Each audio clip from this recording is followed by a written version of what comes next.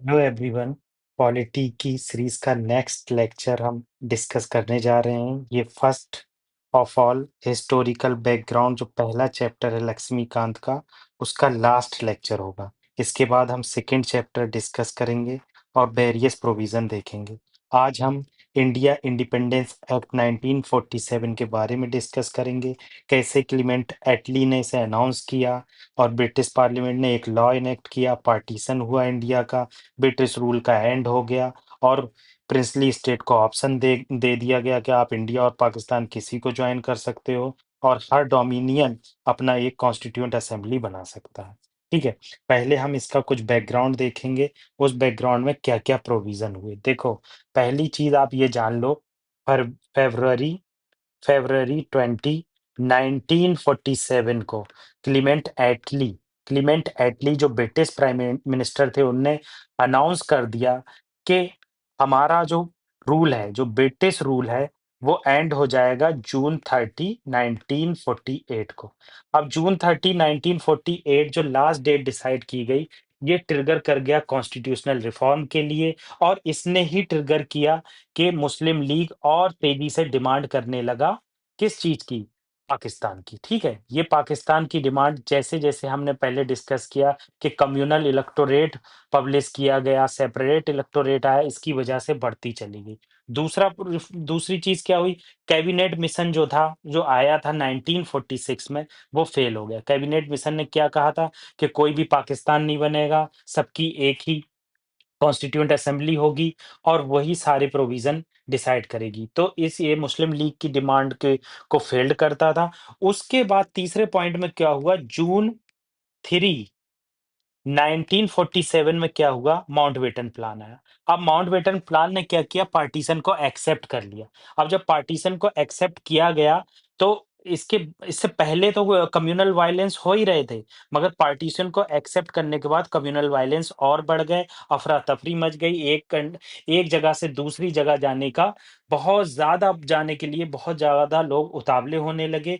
ये सब चीजें देखने को मिली। फोर्थ पॉइंट क्या हुआ कि प्रिंसली स्टेट को ऐसे ही छोड़ दिया गया, अनसर्टेनिटी थी, कौन सा स्टेट ज्वाइन करें, किधर जाएं, ये सब चीजें देखने को मिला। तो ये सब हम प्रोविजन डिस्कस कर रहे हैं ताकि आपको बैकग्राउंड क्लियर हो जाए, कैसे क्लीमेंट एटली ने अनाउंस किया, कैबिनेट मिशन का क्या रोल रहा, जून 3 माउंटबेटन प्लान क्यों इम्प्लीमेंट हो गया, कम्युनल अवार्ड का क्या इंप्रेशन पड़ा।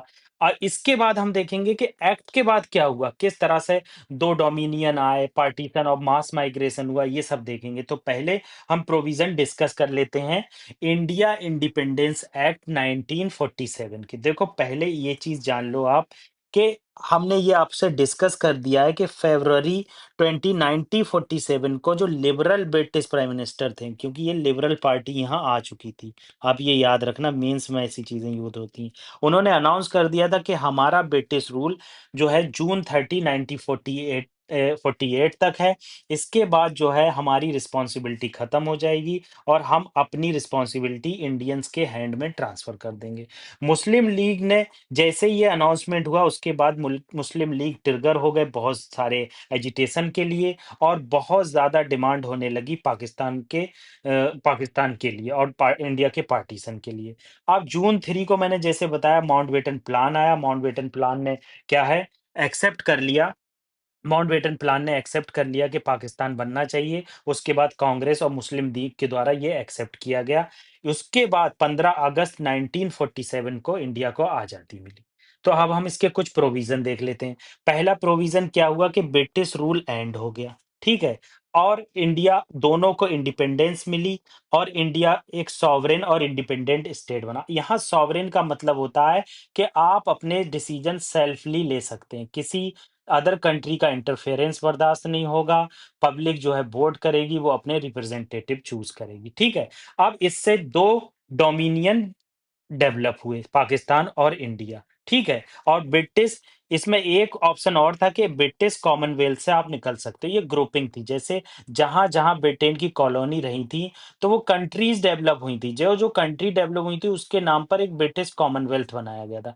वो कॉमनवेल्थ क्या करता था? अपने इम्पोर्ट-एक्सपोर्ट के साधन, इकोनॉमिक, सोशल, कल्चरल टाइज़ करता था और उससे क्या होता था? वर्ल्ड लेवल पर यूनिटी मिलती थी। ब्रिटिशर चाहते थे ज़्यादा से ज़्यादा हमारा एक्सपोर्ट हो। वाइसरॉय की पोस्ट एबॉलिश कर दी गई, ठीक है? ईस्ट डोमिनियन का अपना गवर्नर जनरल होता था और ब्रिटिश और किंग की भी पोस्ट एबॉलिश कर दी गई, ठीक है? हमारे पहले गवर्नर जनरल जो बने थे, आपको याद रखना है माउंटबेटन बने थे, जबकि पाकिस्तान ने जिन्ना को ही अपने प्राइम मिनिस्टर को ही गवर्नर जनरल बनाया था, ठीक है?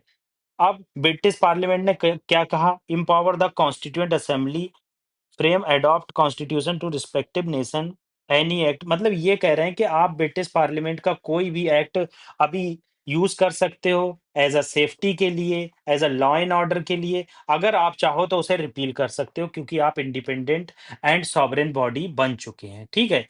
अब क्या बताया गया? कॉन्स्टिट्यूएंट असेंबली बनाई गई दोनों के लिए। नो एक्ट, अब ये वही बात बताई गई है कि कोई भी ब्रिटिश पार्लियामेंट का एक्ट पास नहीं होगा 1947 के बाद और अपनी-अपनी लेजिस्लेशन डोमिनियन बना सकते हैं। सेक्रेटरी ऑफ स्टेट की पोस्ट एबॉलिश कर दी गई और ये सेक्रेटरी ऑफ स्टेट की पोस्ट कॉमनवेल्थ अफेयर्स के लिए बनाई गई ब्रिटेन में। इंडिया से उसका कोई भी मतलब नहीं रहा। पैरामाउंटेसी खत्म हो गई, प्रिंसली स्टेट किसी को भी जॉइन कर सकते हैं। अगला पॉइंट क्या बताया गया है? ये वही चीज़ बताई गई है कि कैसे प्रिंसली स्टेट किसी भी चीज़ को जॉइन कर सकते हैं, कैसे डोमिनियन इंडिया का जो है एक्ट को कैसे अपने में पार्टिसिपेट कर सकता है, प्रोवाइड गवर्नेंस स्ट्रक्चर मिल सकता है। मैंने बताया जैसे गवर्नमेंट ऑफ इंडिया एक्ट से बहुत सारे प्रोविज़न लिए गए हैं। अब मोनार्क की वीटो पावर भी खत्म हो चुकी थी, वही चीज़ बार-बार बताइए, अलग-अलग पॉइंट और अब गवर्नर जनरल के पास पावर थी, वो किसी बिल को असेंट दे या अपने पास रख ले। अब ब्रिटेन के पास कोई भी ऐसी पावर नहीं थी। यहाँ 10वें पॉइंट में देखने को मिलता है। अब क्या है गवर्नर जनरल ऑफ इंडिया था और प्रोविंसेस के अपने गवर्नर थे, वो कॉन्स्टिट्यूशनल नॉमिनल हेड कहे गए और प्रोविंसेस में काउंसिल ऑफ मिनिस्टर होती थी जो गवर्नर को सजेशन देती थी, ठीक है? नेक्स्ट पॉइंट क्या बताया गया है?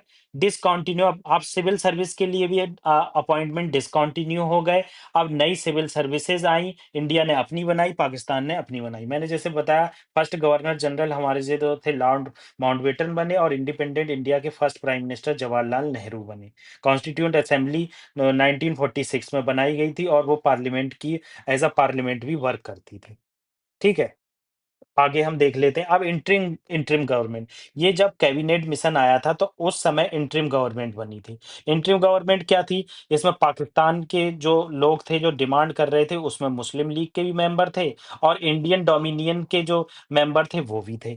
तो ये इंडिपेंडेंट जो इंटरिम गवर्नमेंट थी केवल इंडिया को चलाने के लिए थी, किस तरह से चलाया जाए जिससे पाकिस्तान की डिमांड और ज़्यादा ना बढ़े। ठीक है? अब देखो जो जवाहरलाल नेहरू थे इंटरिम गवर्नमेंट के, उनके पास 22 प्रेसिडेंट की पोस्ट थी काउंसिल की और एक्सटर्नल अफेयर और कॉमनवेल्थ रिलेशन का पोर्टफोलियो था। सरदार वल्लभ भाई पटेल को होम, इंफॉर्मेशन और ब्रॉडकास्टिंग मिला। डॉक्टर राजेंद्र प्रसाद को फूड एंड एग्रीकल्चर मिला। डॉक्टर जॉन मैथाई को इंडस्ट्री एंड सप्लाई मिला। जगजीवन राम को लेबर मिनिस्टर मिला। ये इंपॉर्टेंट है, जब आप संविधान सीरीज देखेंगे तो जगजीवन राम ही थे जिन्होंने गांधी जी को चंपारण सत्याग्रह के लिए अपॉइंट किया था। सरदार बलदेव सिंह को डिफेंस मिला। सीएच भाभा को work, mines and power ministry मिला। भाभा जो रिसर्च इंस्टीट्यूट है। लियाकत अली खान को फाइनेंस मिला, पाकिस्तान की तरफ से थे मुस्लिम लीग। अब्दुल रब निस्तार को पोस्ट और एयर मिला और असफ अली को रेलवे और ट्रांसपोर्ट मिला। सी राजा गोपालाचारी को एजुकेशन आर्ट मिला। आई चंद्रीगर कॉमर्स मिला। गजनफर अली को हेल्थ मिला। जोगिंदर नाथ मंडल को लॉ मिला। तो इस तरह से पोर्टफोलियो में अपॉइंटमेंट हुआ और सारे पोर्टफोलियो का डिवाइड हुआ। ये आप रटना पड़ेगी। मैं तो ये कहूंगा इसमें इंपॉर्टेंट ये जो आर्ट है यही आप रट लेना, ये इंपॉर्टेंट है। बस ये लियाकत अली आपको याद रखना है कि फाइनेंस मिनिस्टर की पोस्ट मिली। ठीक है? अब जो इंडिपेंडेंट इंडिया है, उसमें कैबिनेट में कौन-कौन से थे? फर्स्ट कैबिनेट और फ्री इंडिया, ये ज़्यादा इम्पोर्टेंट है उससे, क्योंकि ये हमारे इंडिया की कैबिनेट है, इसमें किसको क्या-क्या मिला। जवाहरलाल नेहरू को पोर्टफोलियो कौन-कौन सा हेल्ड करते थे? प्राइम मिनिस्टर बने, एक्सटर्नल अफेयर और कॉमनवेल्थ रिलेशन का इनको डिपार्टमेंट मिला, साइंटिफिक रिसर्च का डिपार्टमेंट। सरदार वल्लभ भाई पटेल को होम मिला, इंफॉर्मेशन एंड ब्रॉडकास्टिंग मिला और स्टेट मिला। डॉक्टर राजेंद्र प्रसाद को फूड एंड एग्रीकल्चर मिला। मौलाना अब्दुल कलाम आज़ाद को एजुकेशन मिला। फर्स्ट एजुकेशन मिनिस्टर थे, ये बहुत ज़्यादा लोग जानते हैं। डॉक्टर जॉन मेथाई को रेलवे एंड ट्रांसपोर्ट मिला। आर.के. शानमुगम चेट्टी, नाम लेने में गड़बड़ी हो सकती है क्योंकि ये साउथ इंडियन लैंग्वेज है, सॉरी अगर मेरे नाम लेने में कोई गलती होती है। आर.के. शानमुगम चेट्टी जो थे वो फाइनेंस बने। Doctor B R. अम्बेडकर लॉ बने, ये इम्पोर्टेंट है। जगजीवन राम लेबर बने, ये इम्पोर्टेंट है। और सरदार बलदेव सिंह डिफेंस बने। राजकुमार अमृत कौर हेल्थ विमेन थी, ये तो होना ही चाहिए याद, विमेन एम्पावरमेंट से रिलेटेड है। सी.एच. भाभा कॉमर्स दे दिया गया, पहले पावर माइंस दिया गया था, अब कॉमर्स दे दिया गया। रफ़ी अहमद किदवई को कम्युनिकेशन दे दिया गया। और श्यामा प्रसाद मुखर्जी को इंडस्ट्री एंड सप्लाई दिया गया। वी.एन. गाडगिल वर्क, माइंड और पावर ऑफ वी.एन. गाडगिल के पास पहुँच गए। तो इस तरह से ये हमने पहला चैप्टर कंप्लीट कर दिया। अब आप पूरे लेक्चर एक साथ भी सुन सकते हैं और जितनी ज़्यादा रिवीज़न करेंगे, उतनी करीब आपको सक्सेस आती हुई दिखेगी। Thank you.